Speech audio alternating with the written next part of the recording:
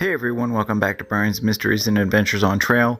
I hope everyone is doing well. I will have more information at the end of this video if you're interested in purchasing one of the merch calendars. They're great. They're printed on Luxe paper this year. If you have any questions, that'll be all at the end of this video. In today's video, we're going to be discussing a young man who disappeared on a group camping trip back in the mid-90s. But I wanted to tell you a little bit about this young man's history before we started the video.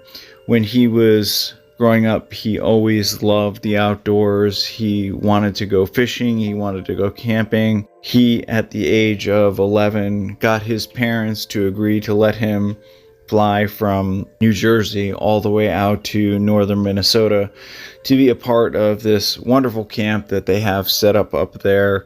It's an absolutely wonderful program.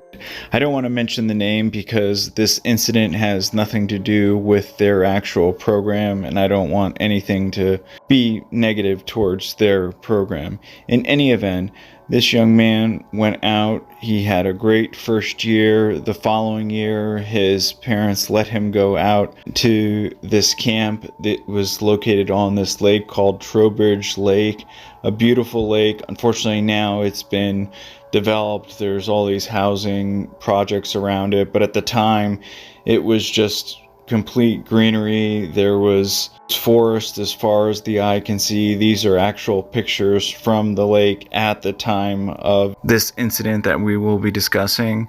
After going to this camp a few years, his parents allowed him to go out early to meet up with a good friend that he had met at this camp. These are some more pictures of the actual camp.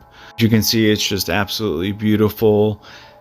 When he flew in the year of 1991, he was allowed to stay in Minneapolis with his friend who was totally different than this young man. He had grown up in the city. This other kid had grown up in, a suburban life. Let's call him Bob for the time being. He grew up in this neighborhood in a town in New Jersey, which he loved, but it was obviously very different than a city life. And aside from these camping expeditions, he really didn't have any experience in the outdoors. He wasn't a Boy Scout or anything like that. He just knew he loved the outdoors. His uncle had taken him fishing many times. He had been camping a few times with his dad, and he just loved the fact that he could go out and be in this majestic area. Campers stayed in cabins, which usually were with roughly 10 people plus a counselor. One of the things they taught these campers to do was canoe, how to do a deep water rescue if a canoe were to fall underwater. What they would also do is each cabin, one night they would have them with their counselors canoe across the lake, set up real tents, make a real fire, make their dinner, and teach them how to survive without, having a cabin or things like that. For this kid, it was his favorite part of the camping experience. He absolutely loved it.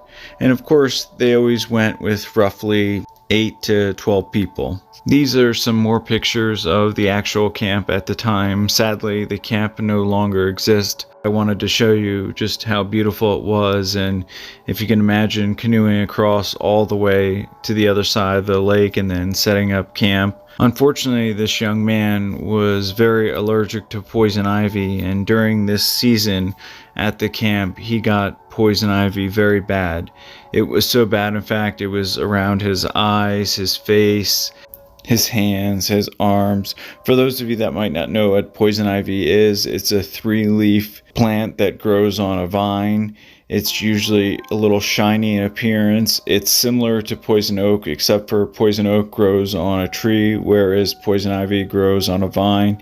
In any event, the oil that these plants give off can be very, very irritating to the skin for those that are allergic. For those that aren't, that's a godsend, but it can cause huge blisters, very, very itchy skin that can last for weeks. In this case, because it was so close to his eye, they took him to the emergency room. The doctor gave him some corticosteroids and it started to heal the process. In the meantime, the rest of the campers went on. There was, of course, the buddy system. You always had to be with 3 people if you were going out anywhere.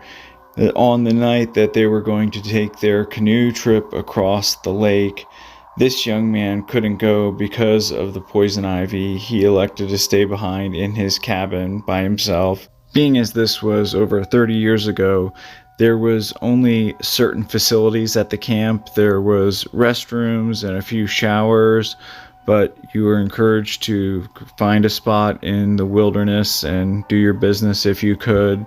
And at the time, even though nowadays we know it's not right, they had this soap that was biodegradable, so we would actually bathe in the lake because the soap was considered to be non-threatening to the environment. This young man, during the course of this evening, got up. He had to use the restroom, so he walked down this path to go into the woods to do his business. He could see the campfire from all the rest of the campers, which they had a massive campfire every night. They sang songs. It was absolutely wonderful. Here's a picture of that campfire ring. He just felt like he needed to walk a little further.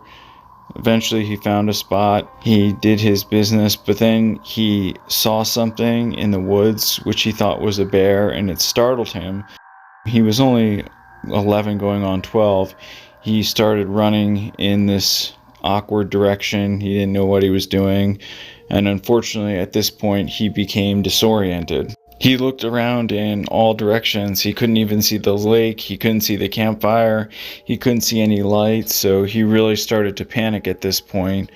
Thankfully, he had learned that it was better just to stay put. However, he was still fearful of the bear. He was aware of the fact that bears can climb trees, but he thought that if he was able to climb up a tree, he might be able to get a better awareness of where he was, see something that would give him a landmark.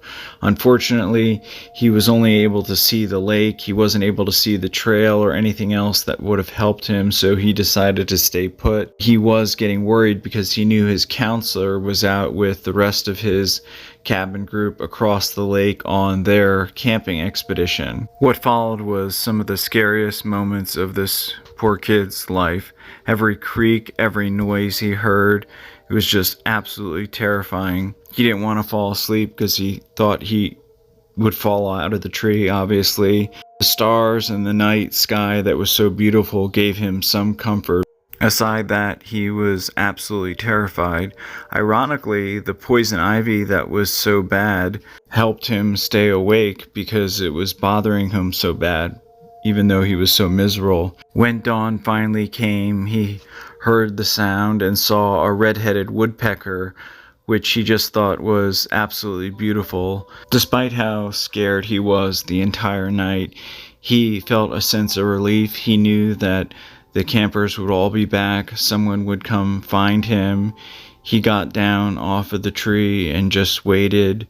It was within an hour when one of his counselors, that was an absolutely wonderful person, came running and found him, brought him back to the cabin, cleaned him up, took care of him. I'm sure by now most of you have deduced by a matter of deductive logic, this young man was me. This is something that happened to me in my childhood. It was one of those things where it was my mistake. I shouldn't have left the cabin in the middle of the night without a buddy. I went back to the camp years after. I loved it. It was an absolutely amazing experience every time I went there, despite that one very scary episode. In fact, I've never spoken a word until this day. I never even told my parents. I didn't tell anybody because I wanted to keep going back to the camp. I loved the camp. The camp hadn't done anything wrong. It was my mistake. I shouldn't have gone out on my own, and the counselors were just absolutely wonderful. Here is a picture of me in my youth at that very camp with a full teeth of braces that I had to wear for 4 years, unfortunately.